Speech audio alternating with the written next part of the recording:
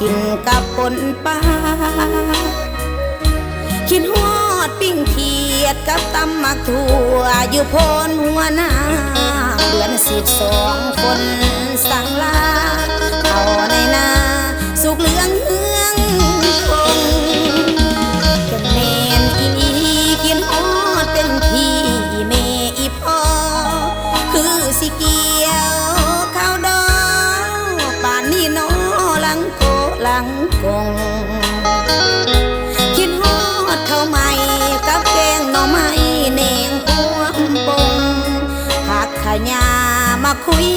ลงโอ้ยคันเบามาน้ำลายค่อยไหลคิดฮอดหอมๆส่งปลาจอมกับอมเขียดน้อยเสปลาเผาใส่หัวหอยเค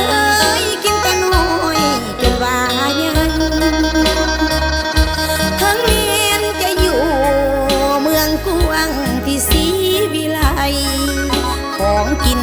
ก็มีมากมายแต่บ่สุขใจคืออยู่บ้านนาคิดฮอดที่นี่ยามบุญเดือน4เพิ่นเฮกันร้อนบุญพระเวทสันดรแสนอ่อนซ้อนเดือน4มีมาคิดไว้ครั้งหนึ่งจะหวนย้อนคืนสู่บ้านนาฮอดต้นเดือน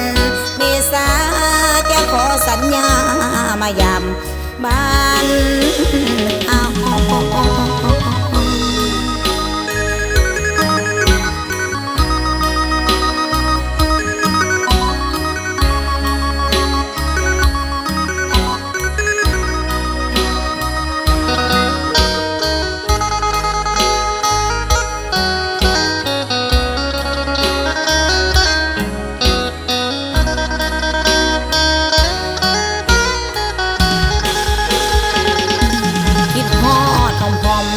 สมปลาจอมกับอมเขียดน้อย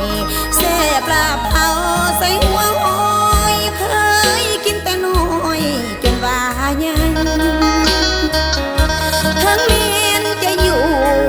เมืองกวางที่ศรีวิไลของกินก็มีมากมายแต่บ่สุขใจคืออยู่บ้านนา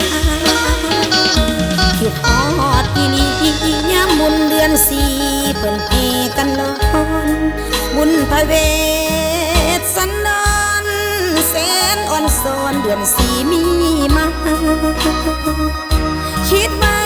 ครั้งหนึ่งจะหวนย้อนคืนสู่บ้านนาฮอดต้นเดือน